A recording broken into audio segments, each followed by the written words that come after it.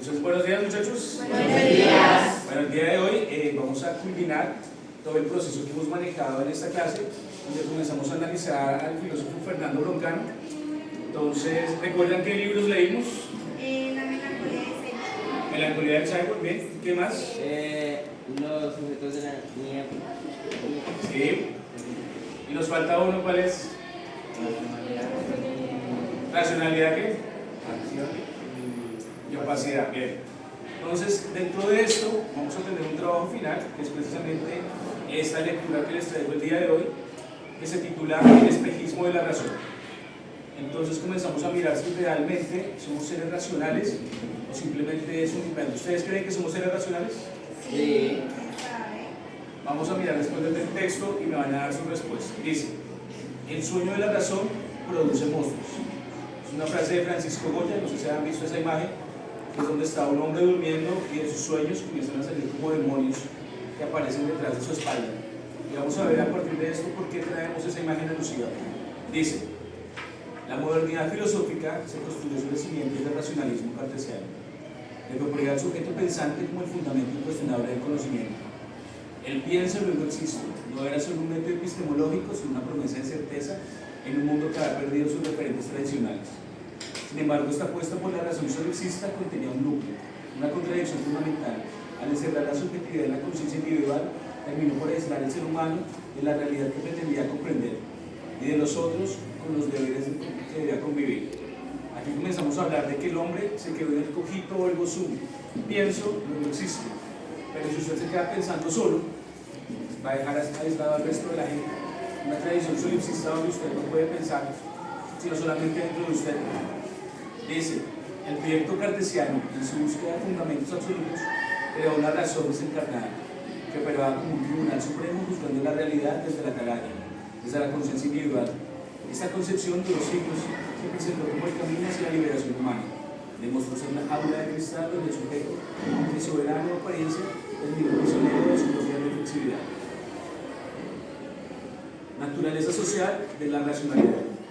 Fernando Broncano, en Racionalidad, Acción y Opacidad, realiza una crítica sistemática de la tradición y propone un paradigma alternativo, donde la racionalidad no es un rasgo biológico, sino una virtud que emerge de la fragilidad de los sujetos. Esta afirmación representa un giro copernicano en la comprensión de la razón. No se trata de una facultad innata que poseemos por naturaleza, sino una capacidad que se desarrolla a través de la práctica social, el reconocimiento de nuestra vulnerabilidad constitutiva. Entonces no podemos decir, yo soy el tipo más racional y estoy como Zaratustra metido en una cueva simplemente aislado del mundo. Yo soy racional porque tengo el contacto con el otro, porque en medio de la acción que tenemos podemos compartir y decir, no, este tipo es un ser racional. Si yo en este momento me parara, me quitara la camisa y comenzara a dar vueltas en el piso, ¿sería una conducta racional? No.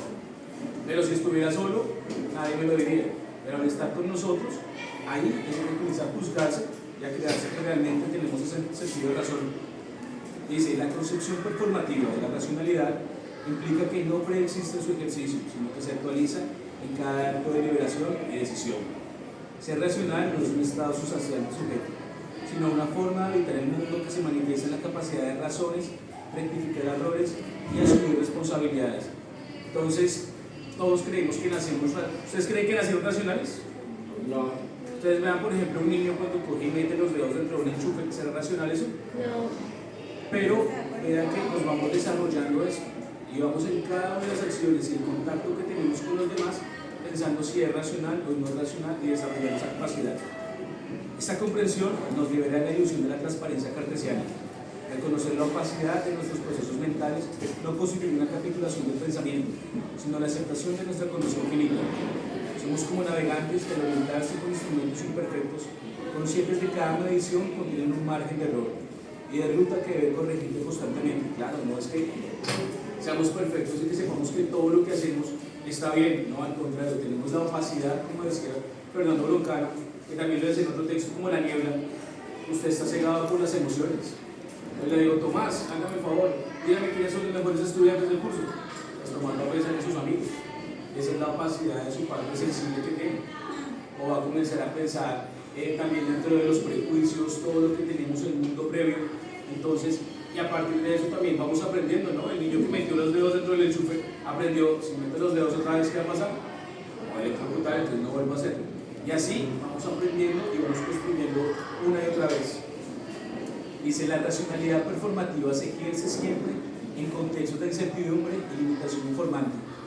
Tomar decisiones racionales no significa disponer de toda la información relevante, sino saber actuar prudentemente a pesar de las lagunas cognitivas. La diferencia entre el jugador de ajedrez que calcula todas las variables posibles y el jugador de póker que decide bajo condiciones incompletas. No siempre sabemos qué hacer en todas las condiciones. No siempre sabemos cómo actuar. En el texto de racionalidad comienza a mostrarnos que hay dos casos, ¿no? Donde uno está el presidente Truman, que debe pensarse acabar con la guerra o no acabar con la Segunda Guerra Mundial, y decide coger una bomba y lanzarla en Hiroshima y Nagasaki. Y uno dirá, lanzar la bomba atómica fue lo más irracional del mundo, pero no, fue una decisión racional, se reunieron, pensaron. Otro ejemplo, entregámoslo más a este contexto, ahí lo manejan con Magic Johnson, pero yo digo, no sé, James Rodríguez, en el 2004 cuando fueron a...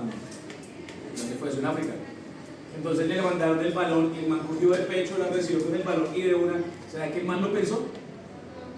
Entonces el man sabía lo que estaba viviendo, tomó las decisiones racionales y tomó de una vez, sabiendo las variantes posibles, que si hizo el gol, fue el héroe, pero si fracasaba, ¿cómo iba a ser juzgado socialmente?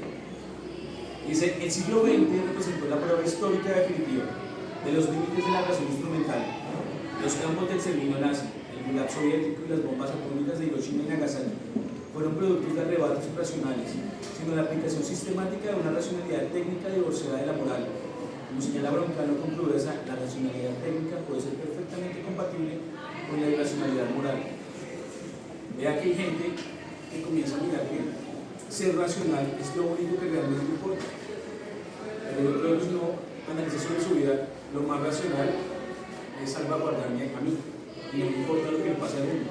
¿Ustedes creen que Donald Trump, con lo que está haciendo ahorita de amenazar Venezuela para quedarse con los recursos naturales, es racional? Sí, claro, porque el man quiere quedarse con los productos, quiere quedarse con la riqueza, quiere quedarse con el otro, pero pues no es moral ni es ético. Esas son las reflexiones que debemos hacer, que a veces ese racionalismo que comienza a ser instrumentalizado no es tan bueno. Dice, la racionalidad técnica, cuando se atomiza de la reflexión ética, genera lo que Guthrie denominó la ceguera ante lo apocalíptico, la incapacidad de conectar los actos concretos con consecuencias catastróficas. La ceguera no sugiere estupidez, sino una especialización tecnocrática que fragmenta la responsabilidad, en especial la moral. Segundo, la intersubjetividad como correctivo necesario. Frente a este peligro, la filosofía de Broncano recupera la dimensión intersubjetiva como una condición de posibilidad de una racionalidad genuinamente humana. La razón no puede desarrollarse plenamente en el aislamiento del cogito cartesiano, sino que requiere del contraste de perspectivas, del debate abierto y del reconocimiento del otro como interlocutor. La intersubjetividad opera como un correlativo necesario contra los sesgos individuales y las certezas dogmáticas, así como el método científico, la replicabilidad de los experimentos por parte de los investigadores dependientes garantiza el objetivo del conocimiento de la esfera práctica. La contratación pública de argumentos protege el engaño y la irracionalidad solipsista. Es que dice acá, somos seres que debemos estar compartiendo, hablando, debatiendo, porque a veces tenemos ideas cerradas, ¿no? Y es cuando comenzamos a compartir los unos contra los otros que podemos llegar a tener certezas sobre las cosas. Si yo le preguntara a Tomás, ¿el cielo por qué es azul?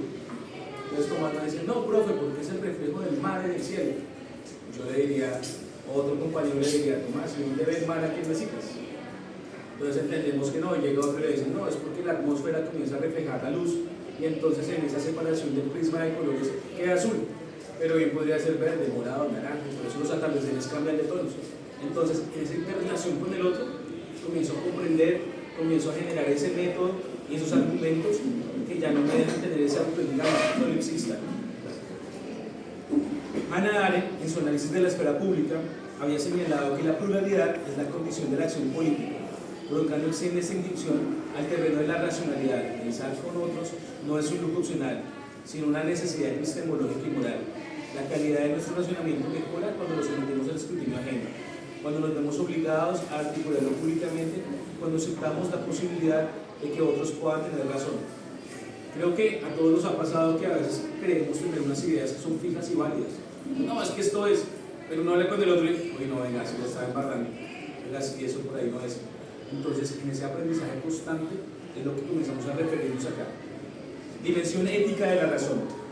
La concepción broncaniana introduce la dimensión normativa que resulta esencial para comprender la racionalidad en su sentido pleno. La racionalidad no se mide exclusivamente por la coherencia lógica interna, sino por la capacidad de mantener la coherencia entre los fines y los medios, entre las intenciones y las consecuencias.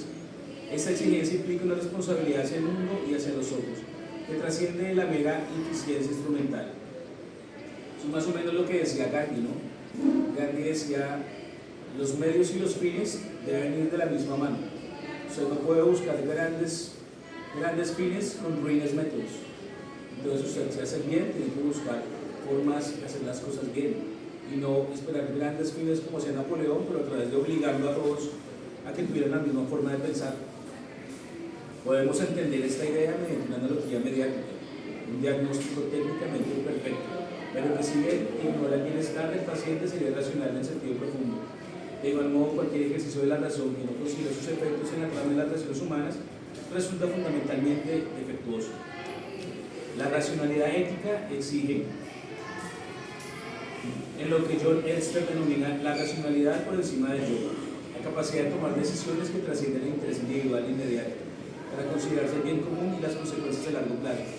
Esas aplicaciones son de salud temporal y social es esencial para enfrentar los desafíos complejos con el cambio climático o las desigualdades estructurales. Hay una frase que decía Aristóteles, que evita pensar en el individuo, sino en la polis, en la sociedad en general. Hay un término que se refiere al otro. Aquel que solo puede pensar en sí mismo se le llama idiota. Entonces, y si ustedes se dan cuenta, a veces pasa en esta sociedad que la gente busca enriquecerse, miro como tumbo, miro como aprovecho este desorden, el que no tranza no avanza, y somos una sociedad de idiotas, donde la gente realmente se queda estancada porque no piensa en un sentido social como nos propone acá, y no hace una ampliación de ese horizonte donde son necesarias las desigualdades para poder enriquecerse los unos a nosotros en este diálogo que Broncano nos propone. Dice, Broncano disuelve la oposición tradicional entre razón y emoción, al afirmar que las emociones no son irracionales, son condiciones de posibilidad de la racionalidad. Esta afirmación podría parecer escandalosa desde la perspectiva cartesiana. Se encuentra un sólido respaldo en investigaciones neurocientíficas recientes. Arturo Damasio, en sus estudios sobre pacientes con lesiones en el área cerebral vinculados a las emociones, demostró que la afectividad no es un obstáculo para la razón, sino un soporte necesario. Individuos que conservaban intactas sus capacidades lógicas, pero habían perdido la conexión con emociones y mostraban graves deficiencias en la toma de decisiones, incapaces de establecer prioridades o aprender de sus errores. Las emociones funcionan como un sistema de alerta temprana que señala lo que es relevante, urgente y valioso. Sin esta guía efectiva, la razón sería como un motor potente, sin volante, capaz de generar enormes cantidades de energía, pero incapaz de dirigirse hacia ningún destino significativo. La concepción broncaniana culmina con la racionalidad como práctica de cuidado. La racionalidad es una tecnología moral que amplía la agencia humana, pero también la expone a nuevas formas de dependencia. Esta definición captura la ambivalencia fundamental de la razón. Si bien expande nuestra capacidad de acción, comprensión, también nos hace más vulnerables al dolor y más dependientes de los otros. Al cuidado se manifiesta en múltiples dimensiones: cuidado de la coherencia interna, de nuestros razonamientos, cuidado de las consecuencias de nuestras acciones, cuidado de las instituciones que hacen posible el diálogo racional, fundamentalmente cuidado con nosotros como interlocutores necesarios en la búsqueda común de la verdad. Esta racionalidad cuidadosa se opone tanto al fundamento de la certeza absoluta como al escepticismo paralizante. Reconocer que nunca podemos alcanzar una perspectiva, estamos obligados buscando con honestidad intelectual y responsabilidad. Aquí ya comenzamos a ver cómo dimos un giro radical de ese cogito que ergo sum, ese pienso luego existo, y ya comienzo a irme más a un Fats Borda, que él comienza a decir que somos seres sentipensantes, ¿no? Lo que pensamos también está relacionado a lo que sentimos. Había un desafío ético que decía que usted puede tomar dos caminos, y por un lado habían tres personas, pero por el otro había una, y usted, ¿qué haría? ¿Desviaría la locomotora para matar a las tres o a una? Y la gente dice, no, pues desvío para una. Ah, bueno, y si esa una es su mamá, Ah, no, a las 3. ¿Por qué? Porque estamos mandados también por toda esa carga de sentimientos, de emociones, de pensamientos. Y ustedes mismos piensen y cuestionen cuántas veces han hecho lo que han hecho, no desde la razón, sino desde la emoción.